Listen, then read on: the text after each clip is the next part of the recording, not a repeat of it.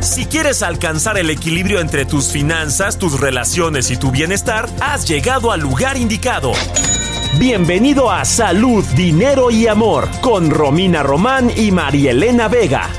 La mejor forma de invertir tu tiempo.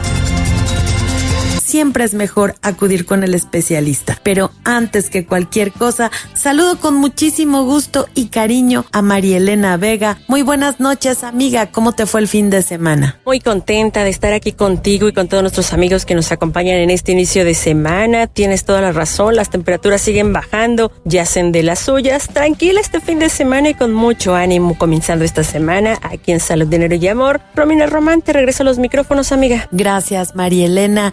Y modestia aparte, pero como cada lunes y jueves vamos a tener un programazo, platícanos quién nos acompaña hoy. En unos momentos nos vamos a estar enlazando con Javier Guzmán Calafel. Él fue ex subgobernador del Banco de México, un gran economista. ¿Qué es lo que tenemos que esperar los mexicanos en el inicio del 2025? Esto y mucho más lo vamos a platicar en unos momentos con él. Y mucha gente nos preguntamos por qué están subiendo tanto muchos alimentos, específicamente frutas y verduras. De esto nos va a contar Laura Tamayo. Ella es vicepresidenta del CNA, el Consejo Nacional Agropecuario. Y el sector empresarial mueve sus coordenadas. ¿Cuál ha sido la expectativa? ¿Cuál ha sido los negocios que han proliferado? ¿Qué tanto ha cambiado las plataformas, la forma de hacer negocio en México? Hoy lo platicamos aquí en Salud, Dinero y Amor. ¿Y qué se espera en materia fiscal para el 2025? ¿Cómo nos va a ir a los contribuyentes? De esto nos hablará Manuel Toledo. Él es contador, socio y director general de la firma Proactive Tax and Legal. Así es que ya lo escuchaste, información útil para ti, para tu bolsillo, para la toma de decisiones, muy buena música. Acompáñanos a lo largo de esta hora, de verdad que no te vas a arrepentir. Y sin más preámbulo, comenzamos. La entrevista en Salud, Dinero y Amor. Y seguimos en Salud, Dinero y Amor, y como se los adelantamos al inicio del programa, ¿cuáles son los riesgos para el 2025 en materia económica? Para platicarnos de esto, ya nos acompaña en la línea Javier Guzmán Calafel. Él fue subgobernador del Banco de México, también es autor de libros. El más reciente se llama México en la encrucijada. Es analista y uno de los mejores economistas que hay en el país. Muy buenas noches, maestro, ¿cómo está? Muy bien, Romina, muchas gracias. Buenas noches. Muy encantado de tener la oportunidad de platicar con usted y con su auditorio. Al contrario, gracias a usted, y platíquenos cómo se está viendo el 2025, cuáles son los riesgos de los que nos tendríamos que preocupar los mexicanos. Bueno, mire, da la impresión que 2025 va a ser un año muy complicado por varios motivos. En primer lugar, lo que estamos viendo ya es una desaceleración de la economía. Y esa desaceleración se va a hacer más fuerte en 2025. Es inclusive probable, yo le diría que hay una alta probabilidad de que en 2025 veamos una recesión. Además de que ya la economía se está desacelerando, tome en cuenta que para 2025 va a haber una política fiscal restrictiva, es decir, se va a ver una disminución del déficit fiscal, el gobierno va a gastar menos y va a tratar de recaudar un poquito más. Y eso va a tener un efecto adicional en la economía. Pero además tenemos una situación de incertidumbre por varios motivos. Uno de ellos tiene que ver con acciones que se han tomado recientemente, en particular las acciones que están relacionadas con la reforma judicial y con la desaparición de los organismos autónomos. Eso lo que crea es un entorno de incertidumbre para la inversión. Y a eso se agrega otro problema, que es la relación con Estados Unidos, en particular las acciones que ha señalado el presidente Trump, que piensa tomar frente al problema que está habiendo de migración, el problema de narcotráfico y por supuesto la relación con China. Y en eso está afectando tanto a Canadá como a México, pero por supuesto las dificultades son más serias para el caso mexicano. Entonces, si usted combina todos estos elementos, lo que estamos viendo para el año entrante es un entorno muy difícil para la inversión. Desde el punto de vista de la actividad económica, la situación se ve difícil. Y luego tenemos otro elemento que es la parte de la inflación. La inflación ha venido descendiendo sobre todo la inflación subyacente, por ejemplo, ya la tenemos dentro del rango que maneja el Banco de México. El Banco de México tiene un objetivo puntual que es de 3%, pero maneja un rango de variabilidad alrededor de esa cifra de 3%, que es de más o menos 1%. La inflación subyacente ya está en este momento, con las últimas cifras en 3.6%. Pero con estas cosas que están pasando, por ejemplo, con el tema de la relación difícil con Estados Unidos, que va a ser un proceso prolongado. Esto se va a extender durante el periodo que dure la negociación de las pláticas del Tratado de Libre Comercio. Eso, por supuesto, esa incertidumbre va a afectar al tipo de cambio, y ese efecto en el tipo de cambio pues complica la lucha contra la inflación. Luego tenemos, además, ya nos han anunciado la intención de incrementar el salario mínimo a principios del año entrante. Eso no es una decisión que se haya tomado, pero se ha manejado como una intención incrementar el salario mínimo en alrededor de 12%. El problema que tenemos en este momento es que ya el salario mínimo incrementó mucho a lo largo de los últimos 6 años. Y en este momento ya una parte importante de la población ya está sujeta a ese salario. Es decir, aumentos adicionales ya afectan a un segmento mayor de trabajadores de lo que pasó cuando empezó este proceso durante inicios del sexenio del presidente López Obrador. Entonces, el riesgo de que haya un efecto de la inflación es más elevado. Maestro Guzmán Calafel, muy buenas noches. Le saluda María Elena Vega. Buenas noches, María Elena, ¿cómo está? Muchas gracias, maestro, el gusto es nuestro. Y oiga, ¿qué alternativas, qué puntos positivos tenemos como país en materia económica que podríamos reforzar para mitigar toda esta situación de la que nos plantea en el 2025? Bueno, definitivamente que sí. La parte crucial para mitigar todos estos problemas es la respuesta de política económica. Y si usted se concentra exclusivamente en el año entrante, el elemento crucial desde el punto de vista macroeconómico es el tema de la política fiscal, de las finanzas públicas. El gobierno lo que está anunciando es una disminución del déficit fiscal. Para este año se espera que el déficit fiscal, en su definición más amplia, sea de 6% del PIB, que es una cifra insostenible, es una cifra sumamente riesgosa para el país. El gobierno publicó el presupuesto para el año entrante, su propuesta de presupuesto está en el Congreso en este momento, y lo que está planteando es reducir ese déficit fiscal a 3.9%, que es un esfuerzo menor de lo que se había contemplado originalmente, pero que es un esfuerzo importante. Ahora, el problema ahí es que ese ajuste del déficit fiscal está basado en una serie de supuestos que se ve muy difícil que se materialicen. El más importante entre ellos es que el gobierno está suponiendo que la economía va a crecer el año entrante entre 2 y 3%. Y para hacer sus cálculos específicos, supone una cifra de crecimiento de 2.3%. ¿Y por qué es importante eso? Porque los ingresos del gobierno dependen de la fortaleza de la actividad económica. Entonces, si la actividad económica, si ese supuesto de crecimiento económico no se materializa y es menor, eso va a disminuir los ingresos públicos y hace muy difícil que se cumpla ese objetivo fiscal.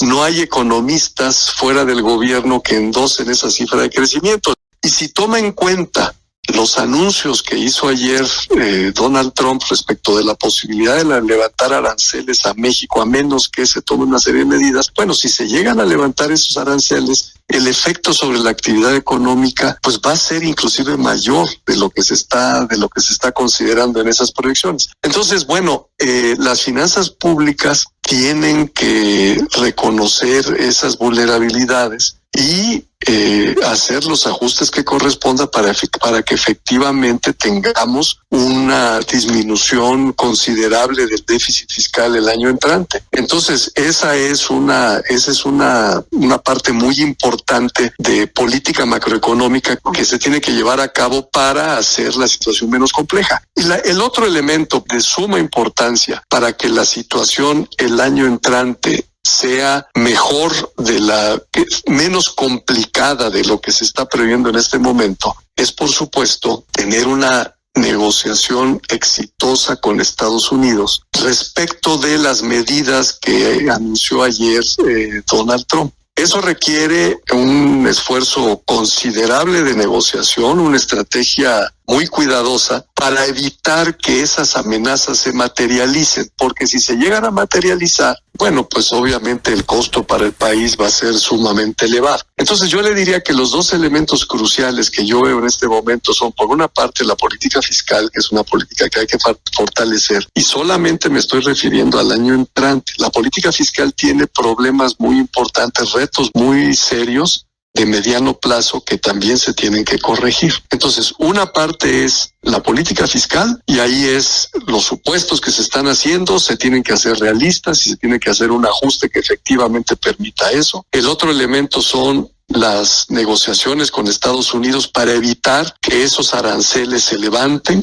Es también un elemento clave. Yo le diría que el tercero, que está relacionado con las finanzas públicas, es la situación de Pemex. Pemex está en serios aprietos financieros. Se han anunciado algunas medidas para aliviar su posición financiera, pero no se han anunciado medidas para resolver el problema de fondo. El problema de fondo con Pemex tiene que ver con su modelo de negocio, que está basado en, o que contempla, depende en muy buena medida de actividades que no son redituables, y en la gobernanza de la empresa, que también se debería de mejorar. Entonces, si usted me dijera, hay 3 elementos cruciales que hay que tomar en cuenta para tratar de tener una situación menos compleja el año entrante, son estos 3 que le acabo de decir. Pues amigos, vaya que los retos son importantes para el 2025 como país que tenemos. Ojalá que se pueda estructurar, porque sí tenemos herramientas que nos pueden permitir mitigar esta situación. Por lo pronto agradecemos muchísimo al maestro Javier Guzmán Calafel, exgobernador del Banco de México, autor de libros, el más reciente, México en la Encrucijada. Por supuesto, un analista, yo lo escuché a usted, y un gran economista. Muchísimas gracias, maestro, y esperamos mantener comunicación abierta con usted. Por supuesto que sí, me daría mucho gusto, es un placer como siempre platicar con ustedes y aquí estoy a sus órdenes. Y seguimos en salud, dinero y amor. ¿Y cuál es el balance para el sector agropecuario y sobre todo sus expectativas para el 2025? Para platicarnos de esto ya nos acompaña en la línea Laura Tamayo. Ella es vicepresidenta del Consejo Nacional Agropecuario, el CNA. Muy buenas noches, Laura. Qué gusto saludarte como siempre. Ay, qué gusto, Romina. Buenas noches, María Elena. Un gustazo estar con ustedes esta noche. Gracias, Laura. Y para empezar, ¿cuáles son las expectativas que tiene el sector agropecuario durante el 2025 en un entorno que no se ve nada fácil? Sí, es un entorno complejo, sobre todo con la entrada del presidente Trump a la presidencia de los Estados Unidos. Sin embargo, si tú revisas la balanza comercial, sobre todo el sector agroalimentario entre los Estados Unidos y México, somos complementarios de una manera increíble desde el punto de vista positivo. Yo hablaría que definitivamente somos un caso de éxito. Y para el 2024 exportamos 45 mil millones de dólares, tanto a los Estados Unidos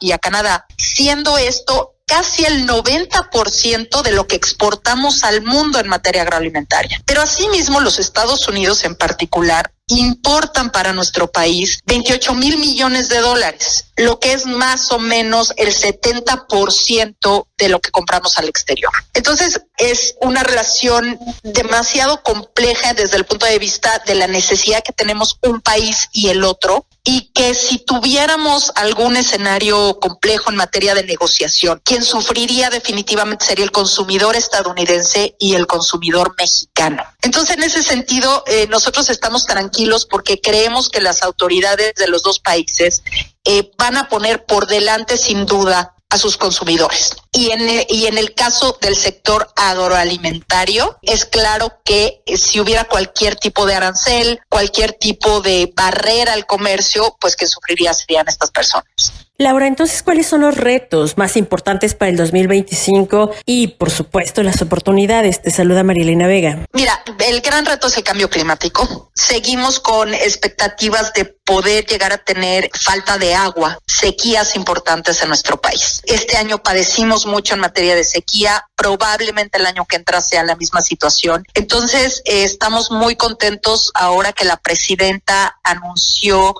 la nueva política hídrica del país, porque el sector agroalimentario fue clave en su conversación y habló de mejorar toda la infraestructura, que ya lo habíamos platicado, de la necesidad de mejorar la infraestructura de los distritos de riego.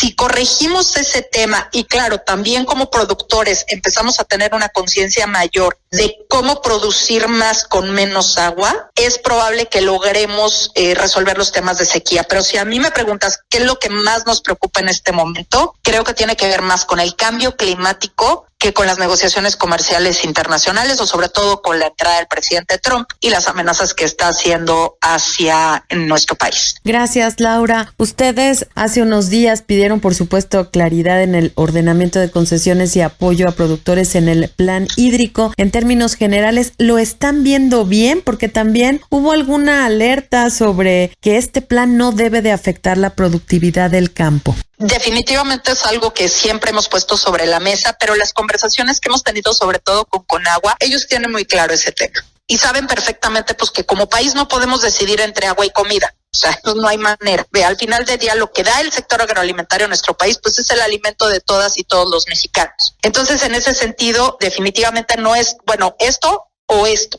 Es qué hacemos en el sector agroalimentario desde la parte pública, que es toda la parte que comentábamos de infraestructura, y desde la parte privada de cómo mejorar las prácticas agrícolas y pecuarias para utilizar menos agua. Y yo creo que ahí todos estamos de acuerdo. Entonces, mientras mantengamos esos dos temas sobre la mesa con esa claridad, no creo que lleguemos a tener diferencias entre lo que es la política pública y la posición del sector agroalimentario privado. Laura, ¿qué pasa con la biotecnología para el 2025? Bueno, hay una demanda colectiva en contra de la siembra de maíz genéticamente modificado desde hace prácticamente 10 años. Aunque el gobierno dijera mañana sí se permite, está eso en los juzgados y eso no permite que entre la biotecnología a México. También en ese sentido quiero decirles que el sistema de investigación en nuestro país, tanto de la iniciativa privada como de la iniciativa pública, del INIFAP, es bastante bueno, es de primer mundo y podemos por el momento producir bien, producir competitivamente sin necesidad de los organismos genéticamente modificados. Lo que siempre hemos dicho desde el sector privado es que al final del día lo que estamos quitándole es una oportunidad, una herramienta al productor mexicano que compite obviamente con los Estados Unidos, con Argentina, con Brasil, y todos estos países tienen la biotecnología. Pero también, pues decirles que somos realistas y hemos sido profundamente eficientes en la producción de maíz en nuestro país, sobre todo en las zonas grandes productivas como Sinaloa, Sonora, como Jalisco, por ejemplo, donde hemos llegado a producir pues prácticamente compitiendo con los Estados Unidos sin que nuestro maíz sea genéticamente modificado. Entonces, yo creo que esa es una conversación pues donde ya la presidenta ha sido muy clara de mantener que no se permita para la siembra, y la otra parte de la historia tiene que ver pues con la importación que tenemos de países donde sí se importa el producto, digamos que el maíz genéticamente modificado, y ha sido muy claro que eso no debe de tener ningún tipo de disrupción porque normalmente ese tipo de productos se van hacia el sector pecuario. Gracias. Sin embargo, hay muchísima importación todavía. Hablamos de 215,000 toneladas, pero quiero cambiarte un poquito de tema porque nos interesa a todos. Hace unos días ustedes, el CNA, pidió mayor vigilancia para evitar aumentos injustificados en la canasta básica. Vemos que sí hay incrementos en las frutas, en las verduras, los mercados sobre ruedas, cada vez los puestos más pequeñitos, menos variedad en los supermercados. ¿Qué está pasando con este aumento en precios, Laura? Fíjate que ese es un tema muy interesante porque nosotros nos ponemos a revisar exactamente cómo los productores están vendiendo, digamos que a los intermediarios, y cuando revisamos los precios, los incrementos que vemos ya directamente en las grandes ciudades no son compatibles con los incrementos que nosotros hemos tenido, como les comento, por dos grandes razones. Primera, por las sequías, pues se produjo menos, así de simple. Desafortunadamente eso no hay mucho que hacer. Y en segunda, normalmente los insumos y una serie de productos que ocupamos para la producción han ido en aumento. O la inseguridad también, ¿no, Laura? Uy, ese es un tema. Ese es un tema que desafortunadamente este año padecimos brutalmente, y sí tenemos reportes de algunos productores que dicen, mira, mejor me voy a dedicar a otra cosa y dejo mi campo. Y ya hemos escuchado las historias de limón que son terroríficas, y ahí, bueno, también tenemos una mesa de conversación ahora con la nueva administración, esperando que escuchen nuestra situación y que busquemos un plan alternativo al que se llevó, porque claramente no está funcionando, sobre todo en estados conflictivos, como puede llegar a ser Michoacán y Jalisco. Laura, ¿qué pasa con el panel de controversia que tenemos en el tema de maíz? Ya hay muchos internacionalistas que dicen lo vamos a perder, ¿qué va a pasar? ¿Está haciendo algo la CNA? Mira, el panel de controversia es básicamente manejado por especialistas. Todavía no tenemos el resultado final. Sí ha habido algunos comentarios de manera informal. De hecho, el propio secretario de Economía comentó hace algunos días que pudiéramos perderlo. Digamos que el documento final donde oficialmente se le hace saber al gobierno de México y el de Canadá cuál fue el resultado de este panel, no lo conoceremos hasta el mes que entra. En ese sentido, en el supuesto que ganara Estados Unidos el panel de controversia, pues tendría bajo las reglas del Tratado de Libre Comercio oportunidad de sanciones. ¿Y a qué me refiero con sanciones? Bueno, pues antes entraba la naranja libre de arancel, pues a raíz de esto no va a entrar o va a entrar con un arancel, por darles un ejemplo, va a entrar con arancel pues de aquí a los próximos 2 años. Y nosotros como país, de acuerdo a las reglas del TEMEC, tendríamos que asumir, los voy a poner entre comillas, esos castigos. Ese sería el resultado desafortunado si es que el panel de controversias termina siendo a favor de los Estados Unidos, que pues parece ser que es muy probable que así suceda.